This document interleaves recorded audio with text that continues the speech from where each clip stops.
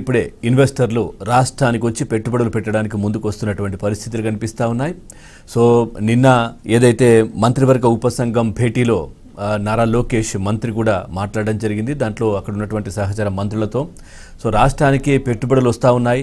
So ఇప్పటికీ కూడా ఇన్వెస్టర్లలో కొద్దిమంది ఇన్వెస్టర్లలో మళ్ళీ జగన్మోహన్ రెడ్డి రాష్ట్రానికి అంటే మళ్ళీ రాడనే భయం ఏంటి, రాడు అనేటటువంటి నమ్మకం ఏంటి అనే అంశానికి సంబంధించి కూడా వస్తే ఏంటి అనే దానికి కూడా ఒక భయాందోళన కొద్దిమంది గురి చేస్తున్నటువంటి పరిస్థితులు అయితే కనిపిస్తూ ఉన్నాయి. ఈ నేపథ్యంలో లోకేష్ క్లియర్గా చెప్పడం జరిగింది. సో గత 5 సంవత్సరాలు రాష్ట్రంలో జరిగినటువంటి విధ్వంసం ఈ నేపథ్యంలో ప్రజలు పూర్తిగా కూడా జగన్మోహన్ రెడ్డిని విశ్వసించే పరిస్థితి లేదు.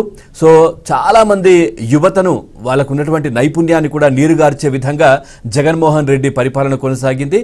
సో కూటమి ప్రభుత్వం అధికారంలోకి వచ్చిన తర్వాత సో యువతలో ఉన్నటువంటి నైపుణ్యాన్ని వెలికి తీయడం కావచ్చు, లేదంటే ఈ ఇన్వెస్టర్స్ వస్తున్నటువంటి వాళ్లకు సో ప్రభుత్వం తరపున నమ్మకం కలిగించడం, తర్వాత వాళ్ళకు త్వరితగతిన సింగిల్ విండో విధానం ద్వారా కూడా వాళ్ళకి కావలసినటువంటి భూ కేటాయింపులు కావచ్చు, ఇట్లాంటివన్నీ కూడా చేస్తున్నటువంటి విధానాన్ని కూడా ఆయన మాట్లాడడం జరిగింది. అదేవిధంగా మనం చూసాం రాష్ట్రంలో గత 5 సంవత్సరాలు ఎక్కడా కూడా ఏ పరిశ్రమ కూడా ఒక కంపెనీయే కాదు ఎక్కడా కూడా ఉద్యోగ ఉపాధి అవకాశాలు కల్పన కూడా చేయనటువంటి పరిస్థితి జగన్మోహన్ రెడ్డి దగ్గర కనిపించింది. సో రాష్ట్రంలో ఉన్నటువంటి యువత కావచ్చు, తర్వాత వ్యవసాయ కూలీలు కావచ్చు, రైతులు కావచ్చు, అందరూ కూడా ఇతర రాష్ట్రాలకు వలసలు వెళ్లాల్సినటువంటి పరిస్థితులు కనిపించాయి. ఎందుకంటే అన్ని రంగాలు కూడా ఇటు వ్యవసాయ రంగం కావచ్చు, ఏ రంగాన్ని చూసినా కానీ ఏదైతే భవన నిర్మాణ రంగం కావచ్చు అన్నీ కూడా కుదేలైపోయినటువంటి పరిస్థితి. ఇసుక దొరకక భవన నిర్మాణాలు ఆగిపోవడం, సో దానికి సంబంధించినటువంటి వర్కర్స్ అందరూ కూడా ఇతర రాష్ట్రాలకు వలసలు వెళ్ళినటువంటి పరిస్థితులు, సో అదేవిధంగా కూడా యువత కూడా ఇట్లా జరిగినటువంటి పరిస్థితి. ఇప్పుడిప్పుడే కూటమి ప్రభుత్వం అధికారంలోకి వచ్చిన తర్వాత మనం చూసాం ఇన్ఫోసిస్ కావచ్చు, తర్వాత టీసీఎస్ ఇట్లాంటి కంపెనీలు అన్నీ కూడా మళ్ళీ రాష్ట్రానికి వస్తున్నటువంటి పరిస్థితులు కనిపిస్తా ఉన్నాయి. నిన్న మాట్లాడుతూ మంత్రి లోకేష్ గారు మళ్ళీ జగన్ రాడనే గ్యారంటీని పారిశ్రామికవేత్తలు అడుగుతున్నారు అంటూ కూడా అని చెప్పారు. అంటే అంత భయాందోళనకు గురి చేశారు జగన్మోహన్ రెడ్డి. అంటే ఏదైనా ప్రాంతంలో ఏదైనా సంస్థ కానీ ఏదైనా కార్యకలాపాలు కానీ ఏదైనా కంపెనీ కానీ పెట్టాలంటే మాకేంటి అనే విధంగా అక్కడ ఉన్నటువంటి ప్రజాప్రతినిధులు వైసీపీకి సంబంధించిన వాళ్ళు వ్యవహరించినటువంటి తీరుకు సంబంధించి ఇంకా భయాందోళనకు కొద్దిమంది పారిశ్రామికవేత్తలు గురవుతున్న పరిస్థితులు కనిపిస్తాయి. చూసాం గతంలో ఎన్నో పరిశ్రమలు ఇటు తమిళనాడు కావచ్చు, బెంగళూరు కావచ్చు, లేదంటే హైదరాబాద్ కావచ్చు ఇట్లా తరలి వెళ్ళిపోయినటువంటి పరిస్థితి. వాళ్ళందరినీ మళ్ళీ వెనక్కి తెస్తున్నటువంటి పరిస్థితులు అయితే కనిపిస్తూ ఉన్నాయి.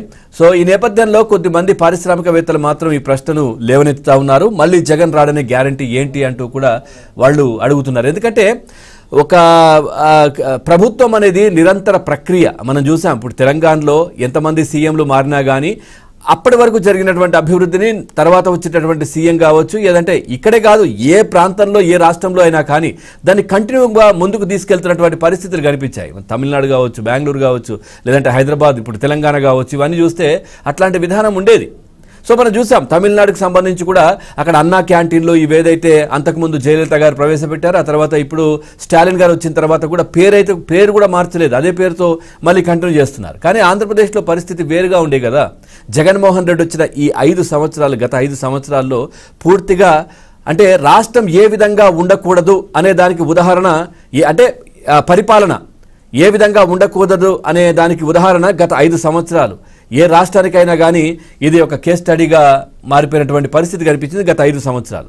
సో ఆ విధంగా ఏదైనా చంద్రబాబు నాయుడు గారు తీసుకొచ్చినటువంటి నిర్ణయాలు కావచ్చు, ఆయన అమలు పరిచినటువంటి కార్యక్రమాలు కావచ్చు, ఇవన్నీ కూడా పేరు మార్చుకొని ముందుకు తీసుకెళ్ళొచ్చు అవసరమైతే జగన్మోహన్ రెడ్డి. కానీ వాటిని పూర్తిగా నిర్వీర్యం చేసే ప్రయత్నం ఎక్కడా కూడా అంతకు ముందు ఉన్నటువంటి అంటే అప్పుడు జగన్మోహన్ రెడ్డి కంటే ముందు ఉన్నటువంటి ప్రభుత్వం చంద్రబాబు నాయుడు ప్రభుత్వానికి పేరు రావద్దు, ఇది ఆయన ముందున్నటువంటి లక్ష్యం. కాబట్టి అన్ని ప్రజావేదిక కూల్చడం దగ్గర నుంచి కూడా అన్ని ఇట్లాంటి కార్యక్రమాలు చేశారు. కాబట్టి ఇన్వెస్టర్లు ఇప్పటికీ కూడా భయపడుతున్న పరిస్థితి. మళ్ళీ ఒకవేళ మన టైం బాగోలేక అంటే ఖచ్చితంగా ప్రజలైతే జగన్మోహన్ రెడ్డిని మళ్ళీ అధికారంలోకి తెచ్చేది లేదు, ఇప్పుడు 11 ఇచ్చాం, నెక్స్ట్ అవి కూడా రావని చెప్తున్నప్పటికీ కూడా వాళ్ళలో ఉన్నటువంటి భయం, ఎందుకంటే కోట్ల రూపాయలు ఇన్వెస్ట్ చేసి ఇక్కడ పెడతా ఉన్నాను, మళ్ళీ నెక్స్ట్ ఒకవేళ వస్తే మా పరిస్థితి ఏంటి అనేది కూడా వాళ్ళు ఆలోచిస్తున్నటువంటి పరిస్థితులు కనిపిస్తూ ఉన్నాయి. అంటే దీన్ని బట్టి అర్థం చేసుకోవచ్చు జగన్మోహన్ రెడ్డి ఎంత